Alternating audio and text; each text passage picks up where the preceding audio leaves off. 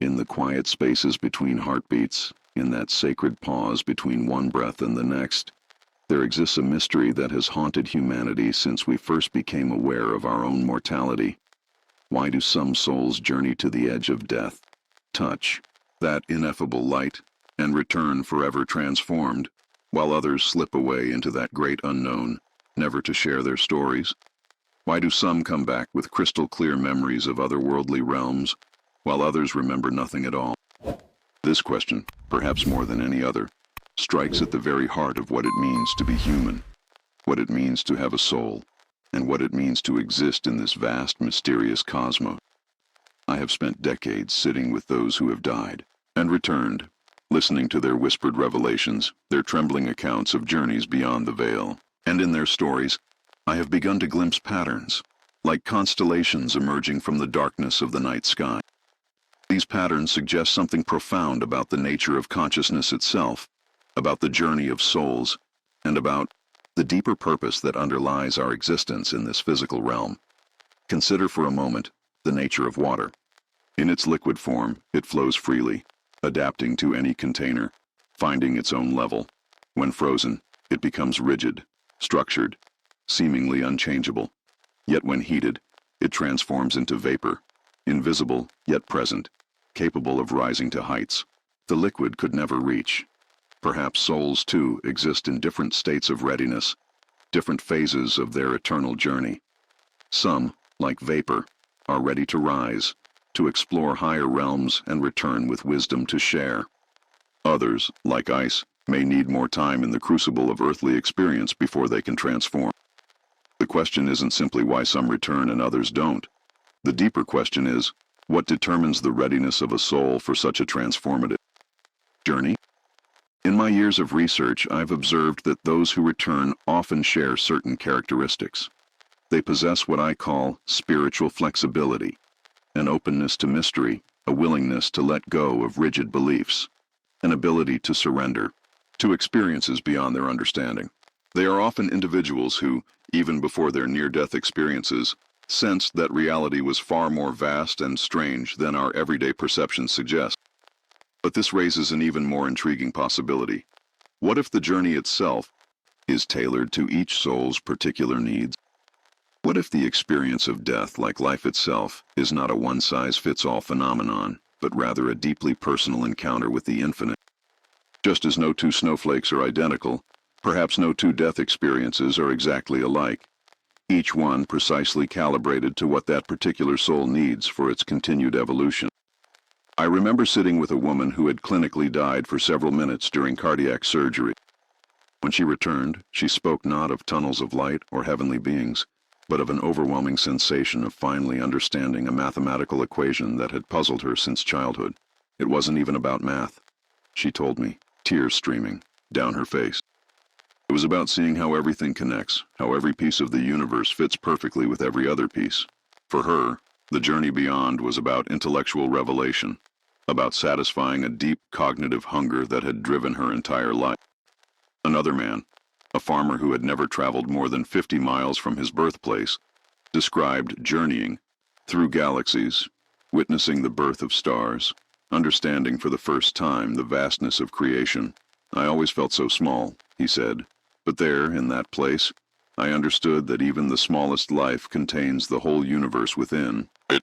His journey was about expanding beyond the limitations he had accepted for himself, about discovering his own cosmic significance. These variations in experience suggest something profound about the nature of consciousness and spiritual evolution. Perhaps souls return when they have encountered exactly what they needed for their next phase of growth. Perhaps some don't return because their learning requires them to continue onward, to explore realms we cannot yet imagine. And perhaps others return with no memories because their transformation occurs at levels deeper than conscious recall, in the very fabric of their being. In the ancient mystery schools, initiates were taught that death was not an ending, but an initiation. The Greek word for death, teleut, actually means initiation, or fulfillment of purpose. What if those who return from death are simply those whose initiation is meant to continue in this physical realm? What if their purpose includes sharing their experiences with others, becoming bridges between worlds, helping to expand our collective understanding of what it means to be conscious beings in an infinite universe. I've noticed that many who return from profound near-death experiences report a complete loss of the fear of death. But more than that, they often describe a radical transformation in how they understand life itself. Colors become more vivid, relationships more precious, simple moments pregnant with meaning. It's as if their journey to the edge of existence has given them new eyes with which to see this world, new hearts with which to love it. One woman told me, "Before I died, I was always rushing toward the next thing, the next achievement, the next goal. After I came back, I understood that this moment, right now, is where eternity touches time. Every moment is the most important moment, because it's the only one we ever really have."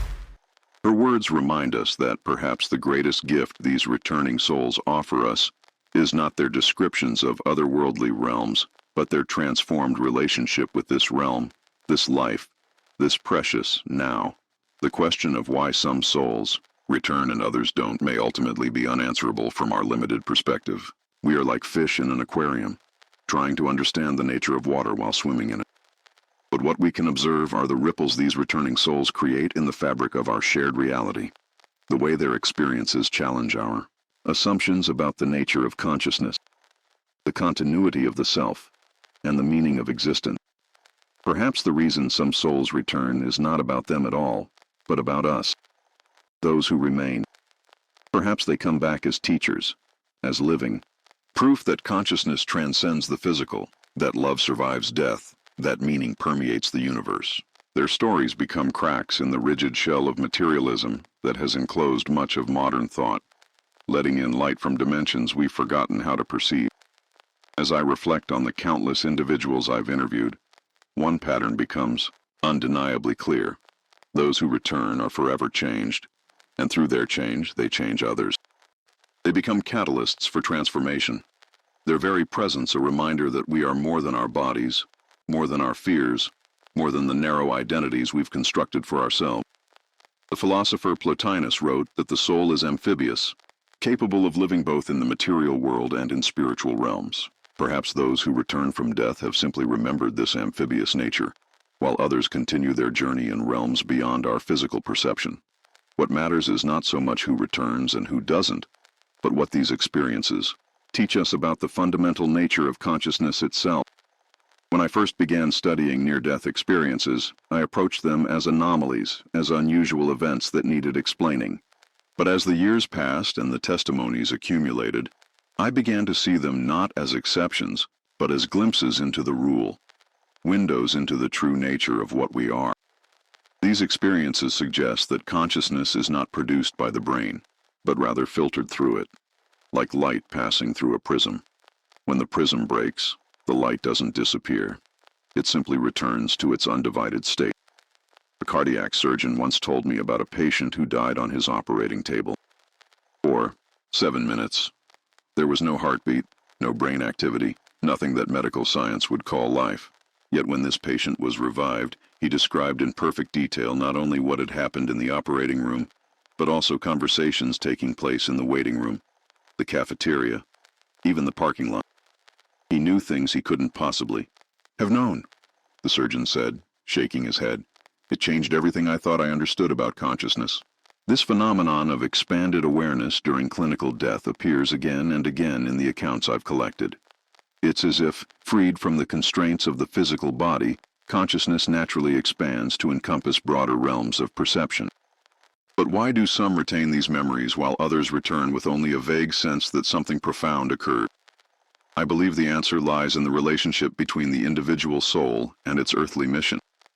Those who return with clear memories often report being told or sensing that they have unfinished business, that their work on earth is not yet complete. A mother of young children may return because her nurturing role continues. An artist may come back to create works that will inspire others. A teacher returns to share wisdom gained from the journey. Each soul's decision to return seems intimately connected to its unique purpose and the needs of those still living. But what of those who don't return, who continue their journey in realms beyond our knowing? Ancient wisdom traditions speak of Different paths souls may take after death, different schools of learning in the vast university of existence. Some souls may need experiences that can only be gained by fully transitioning beyond the physical plane. Others may have completed their earthly curriculum and be ready for entirely new dimensions of learning and service. The Tibetan Book of the Dead describes death as a series of opportunities for liberation, with each soul encountering experiences tailored to its level of spiritual development. Similarly, the Egyptian Book of the Dead speaks of the soul's journey through various realms, facing tests and gaining wisdom. These ancient texts suggest that death is not a single event, but a process, a journey with many possible paths and destinations. In my conversations with those who have returned, many describe being given a choice. They find themselves at a boundary, a point of decision where they can either continue into the light or return to their earthly life. This moment of choice seems to be a crucial juncture where the soul's deepest purpose comes into play. One man told me he was ready to continue into that beautiful light until he thought of his daughter, who would grow up without a father. In that instant, his choice was clear. A woman who had been deeply depressed before her near-death experience told me she was offered the choice to stay in that realm of perfect love and understanding. But she realized that if she returned, she could help others who suffered as she had. I came back not for myself, she said, but for all those who are sitting in darkness, thinking they're alone. Her purpose had transformed from personal survival to service to others. These stories suggest that perhaps souls return when their greatest growth can occur through continued earthly experience, when their presence here serves not only their own evolution but the evolution of others.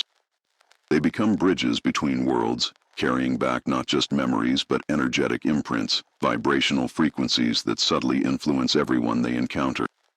The question of why some remember their experiences clearly while others return, with only fragments or feelings, may relate to what the soul needs to integrate from the experience. Clear memories might serve some souls by providing concrete evidence of continuity beyond death, while others might benefit more from a subtler integration, where the transformation occurs beneath the threshold of conscious awareness.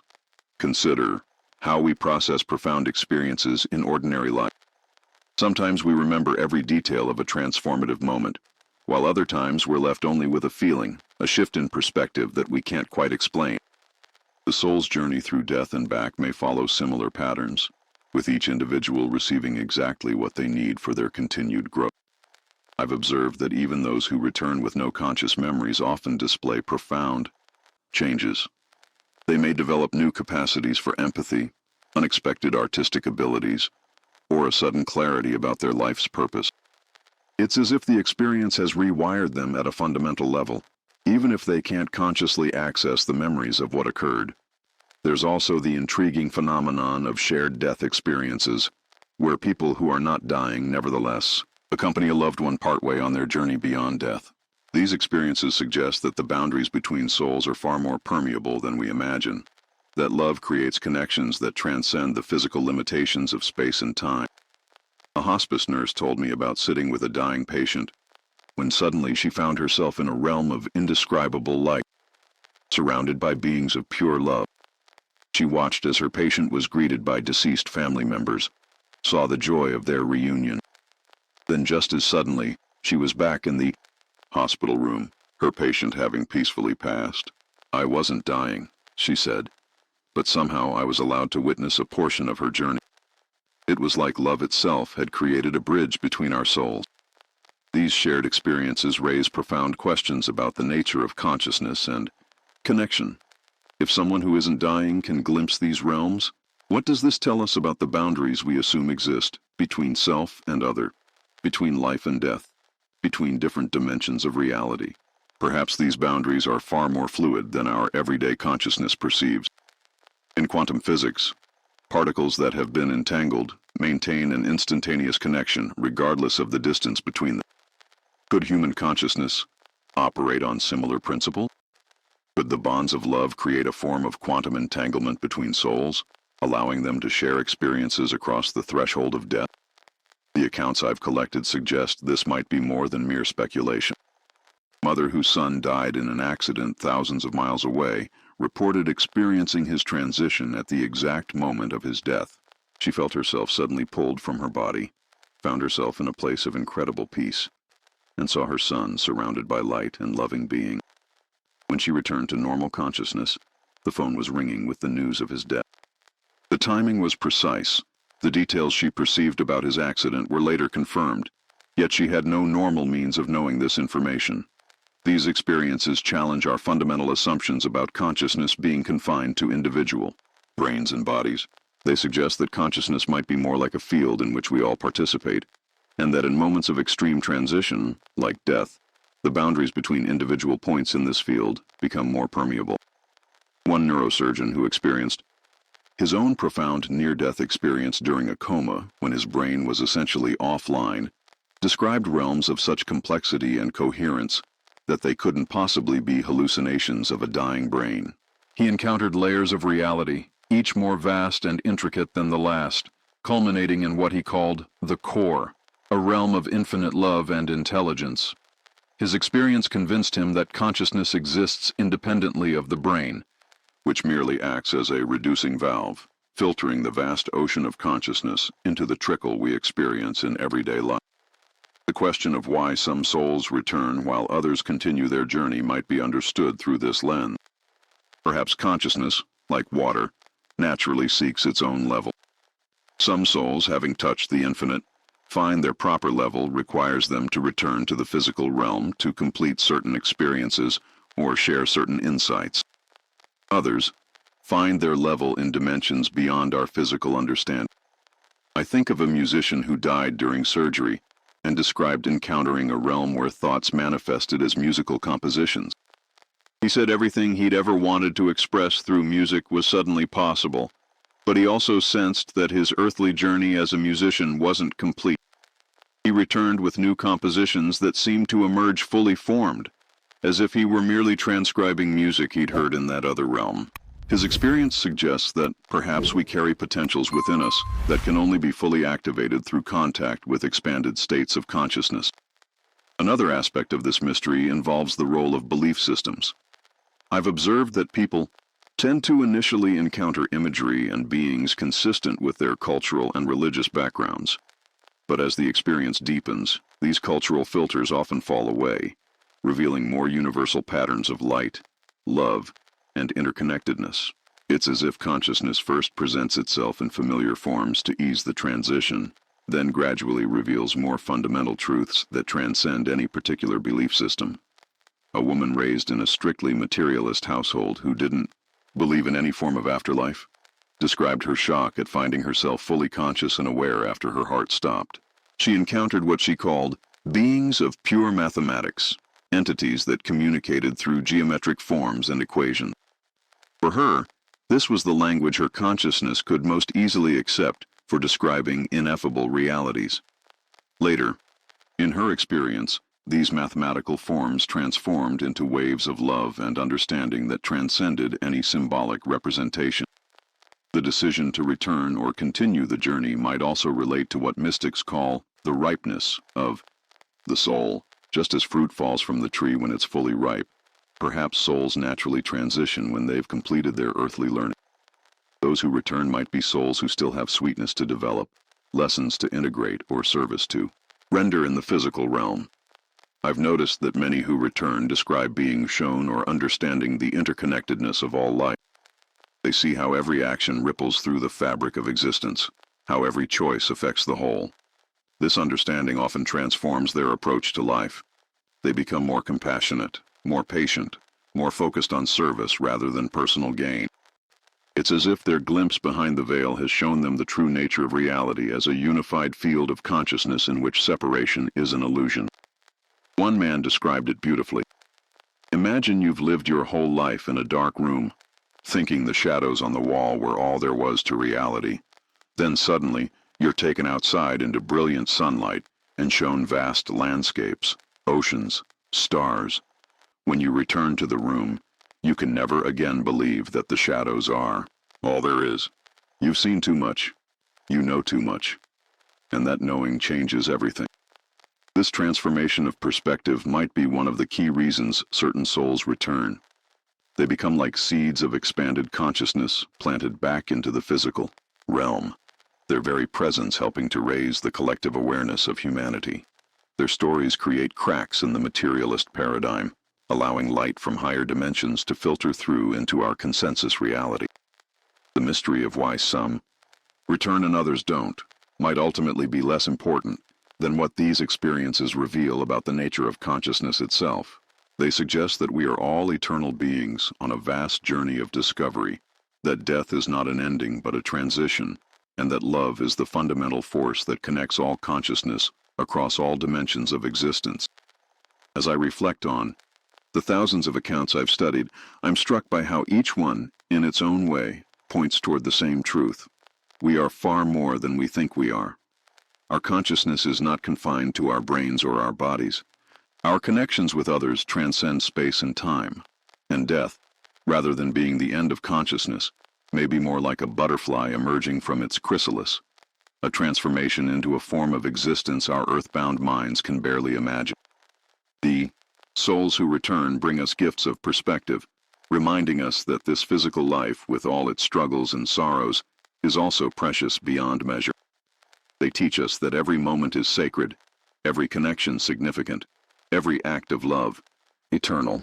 Whether a soul returns or continues its journey in realms beyond our knowing, each path serves the greater evolution of consciousness itself. And perhaps that's the deepest truth these experiences reveal, that we are all part of one great consciousness, exploring itself through infinite forms and experiences. Some souls return to share their glimpses of this greater reality, while others continue exploring in dimensions we cannot yet comprehend.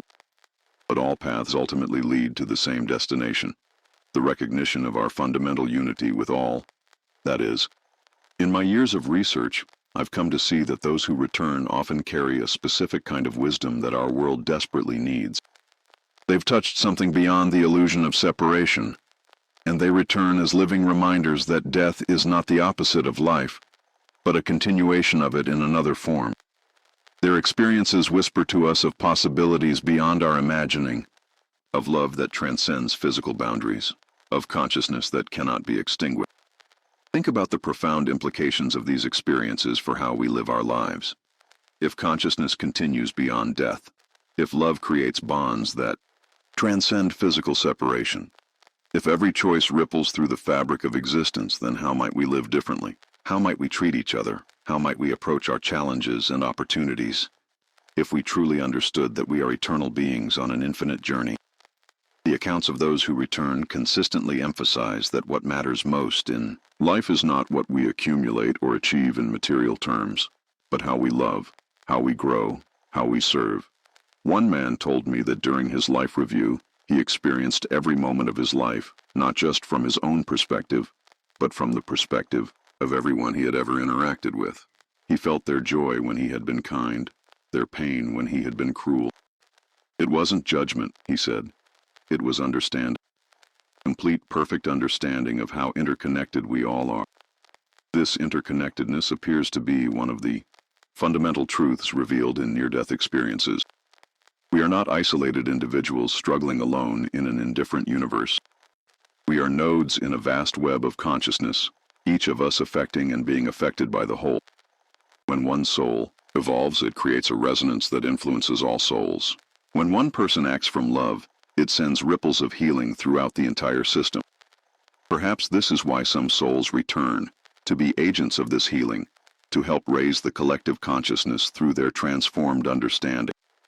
They come back as teachers, not through words alone, but through their very being, their presence radiating a frequency of peace and love that affects everyone they encounter.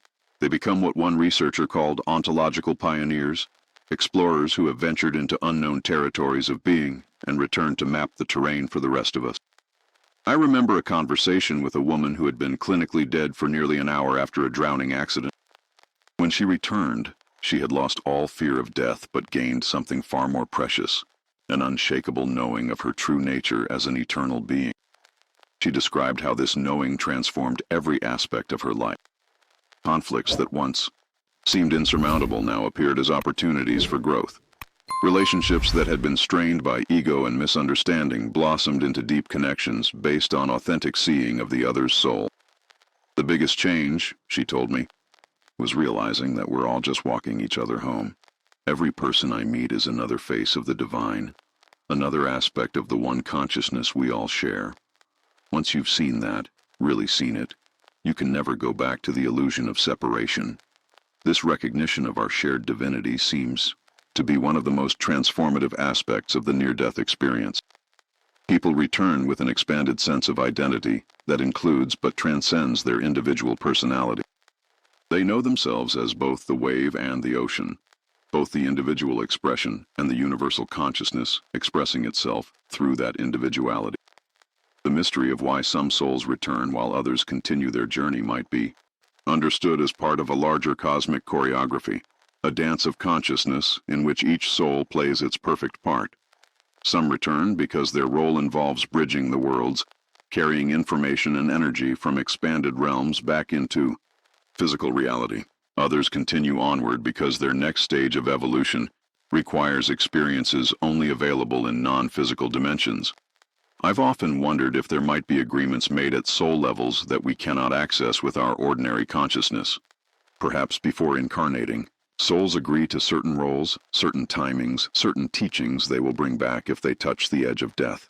Or perhaps in that moment of choice at the boundary between worlds, the soul accesses a wisdom far beyond our earthly understanding, knowing exactly what serves its highest evolution and the evolution of all beings.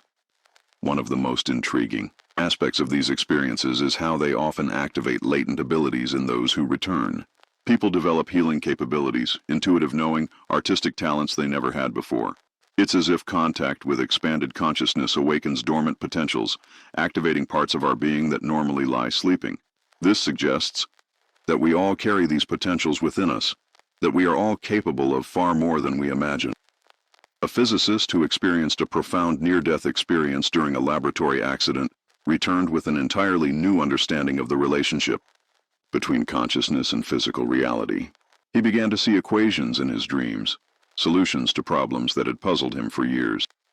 But more than that, he understood these equations not just intellectually, but experientially, as if he could feel the dance of energy and matter they described. His work took on new dimensions, bridging science and spirituality in ways that challenged the conventional boundaries between disciplines. These activations of potential raise fascinating questions about the nature of human consciousness and its capabilities. Are we all sleeping giants, unaware of the vast capacities that lie dormant within us? Do brushes with death serve as a kind of cosmic alarm clock, awakening us to who and what we truly are? The evidence suggests that contact with expanded states of consciousness can catalyze evolutionary leaps, not just for individuals, but potentially for our entire species. As we approach what many feel is a critical juncture in human evolution, perhaps these returning souls play a vital role in our collective awakening. Their experiences challenge the dominant materialist paradigm, offering evidence that consciousness is primary, not secondary, that love is a fundamental force in the universe, not just a biochemical reaction, that death is a doorway, not a wall. Each story creates another crack in the shell of limited thinking that has constrained human potential for so long.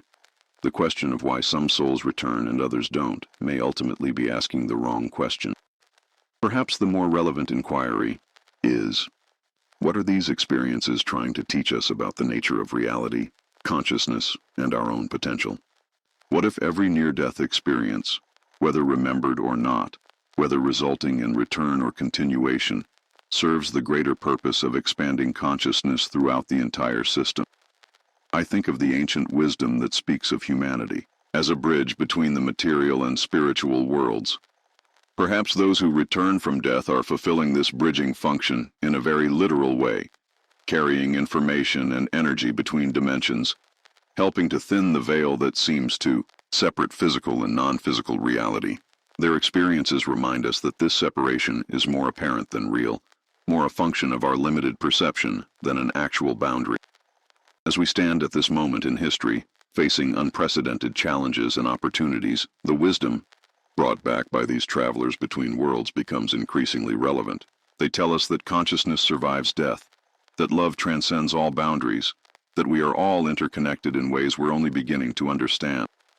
These are not just comforting beliefs, but experiential truths that have profound implications for how we approach the crises of our time. If we truly understood that consciousness continues, would we be so afraid of death that we sacrifice life's quality for mere quantity? If we really knew that every action affects the whole, would we continue to act in ways that harm others and our planet? If we genuinely felt our interconnectedness, would we be able to maintain the divisions and conflicts that tear our world apart? The near-death experience offers us a glimpse of reality from a higher perspective, one that could transform not just individual lives, but our collective future. Many who return speak of understanding that Earth is a school, a place of learning and growth for souls. From this perspective, every challenge becomes a curriculum, every relationship a classroom, every moment an opportunity for evolution. Death is simply graduation to the next level of learning, whether that involves returning to Earth with new understanding or continuing education in other dimensions of existence. This view radically transforms our relationship with suffering and difficulty. Rather than meaningless pain to be avoided at all costs, challenges become opportunities for soul growth, chances to develop qualities like compassion, courage, and wisdom that can only be forged in the fires of experience.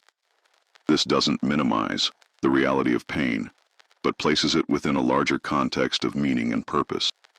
One woman who returned from a near-death experience during childbirth described being shown her life as a tapestry, with dark threads representing her most difficult experiences woven together with bright threads of joy and love.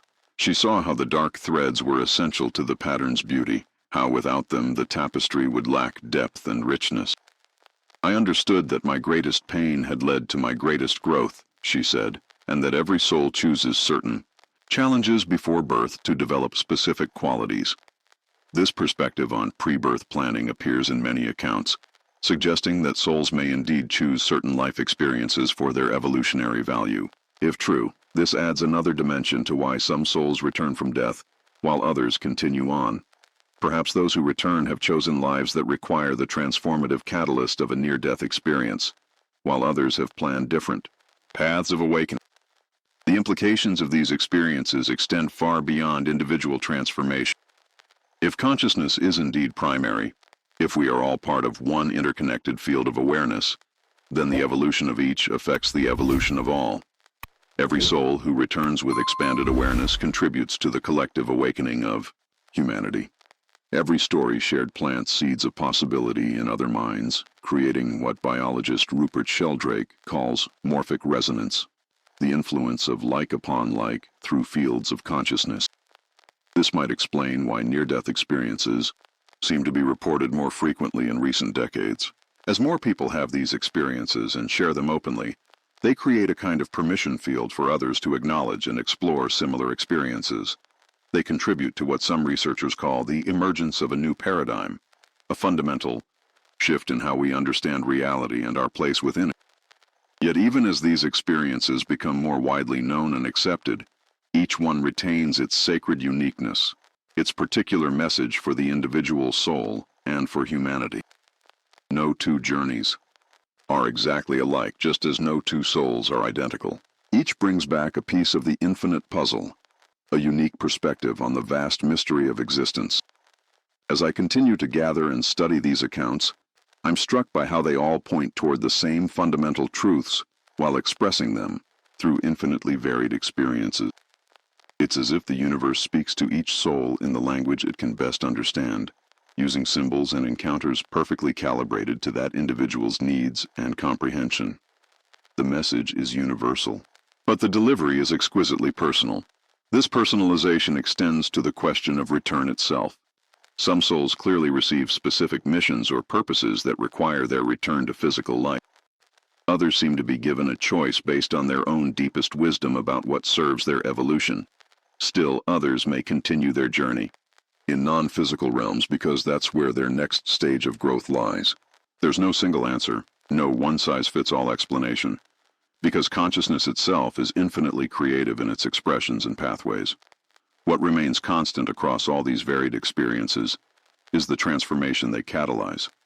Whether souls return or continue on, Whether they remember every detail or only retain a vague sense of something profound, the encounter with expanded consciousness creates irreversible change.